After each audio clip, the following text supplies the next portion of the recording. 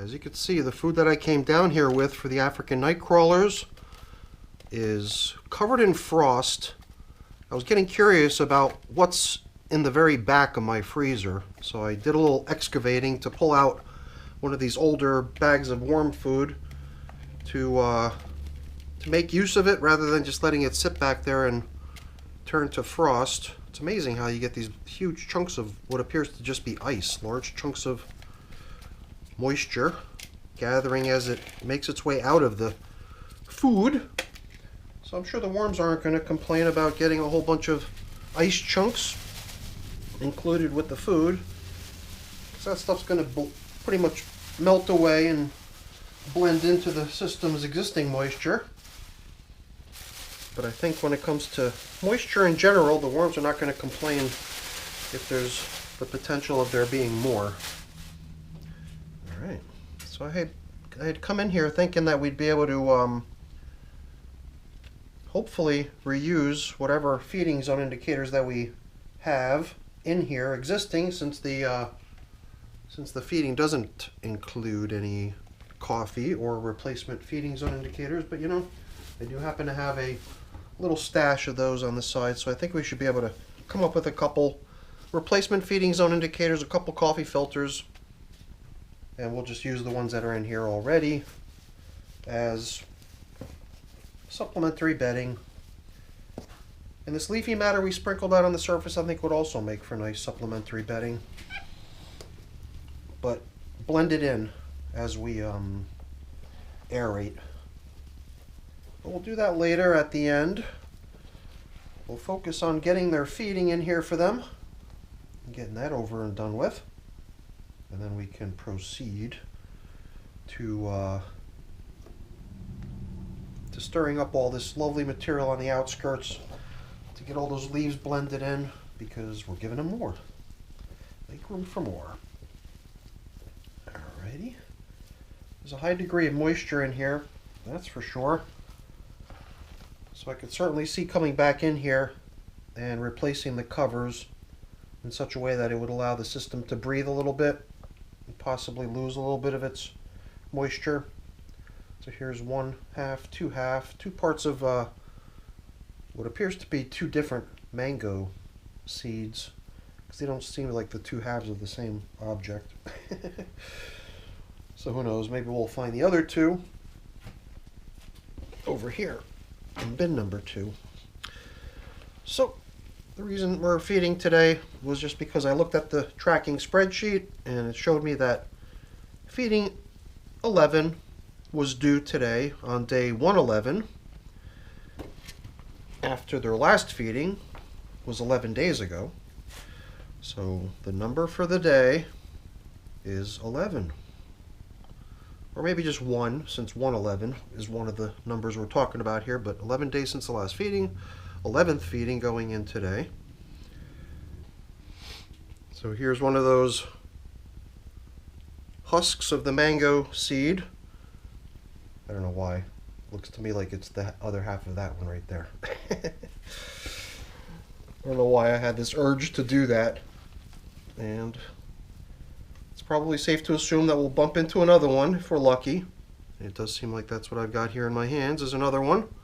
Pretty narrow little one. Very likely to be the other half of the other one that's over there. And things look really nice in here. Nothing that would resemble leftovers, if you ask me.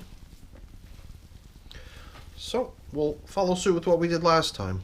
Interesting that only 11 days later I only see little tiny bits of evidence of the bedding we used last time. Same bedding we're going to use today, which is my shredded paper and cardboard mix over here. And we'll lay in a little bit of that underneath their feeding here. And then at least when all that ice starts to melt, it's got something to drip into and soak into, making this stuff even more damp. It's slightly damp right now, but not very. So let's see, how's this going to go?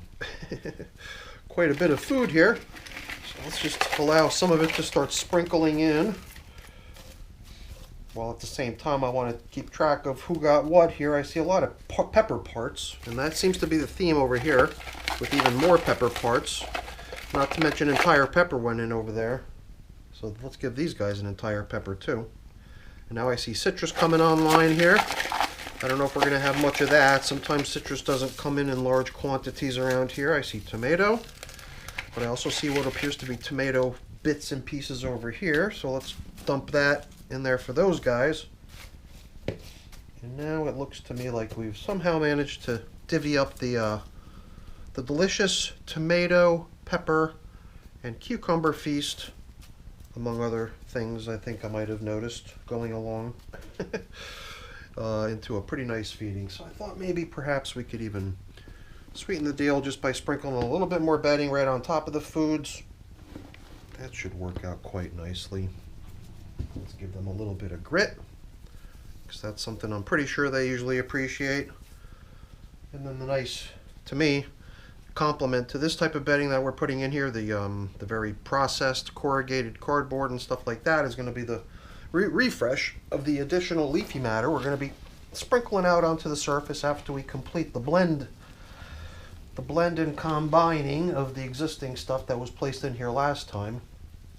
After being in the bin for the past 11 days, I would see it as material that the worms would consider as welcome food type stuff, assuming it's had a chance to soften up enough to be palatable to the worms, although I'm not so sure it's a necessary requirement that it be very soft. Perhaps they can even work their way through something that's not soft. I'm not too sure.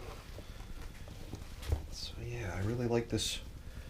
I don't know, the texture of the material as I blend in all this leafy stuff seems to make it all very crumbly and loose, which is what I'm really after. I guess the thing I'm trying to avoid is systems with high moisture like this becoming unmanageable and the material becoming clumpy and nasty. So I think by being generous with the bedding, we're managing to avoid having that sort of stuff happen with our vermicompost.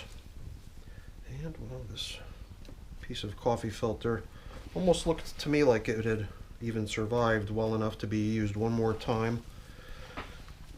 But I could certainly spare a couple coffee filters to swap out the pretty heavily worn ones that the system was using.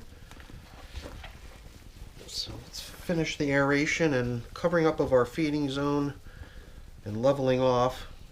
And then what I could do is reach over by my spray bottle, which we definitely don't need today because we've got a lot of moisture down here in these systems. I'm gonna reach over and grab a couple of these coffee filters. Got a little stack of them off on the side. So this is going to become our feeding zone indicator replacements. And then perhaps the thing that they like the most, or I'm assuming that they like it a lot, but who knows, maybe they hate it. But it does seem sensible to believe that worms appreciate leaves, considering they probably had a gazillion generations that came prior, raised on this stuff.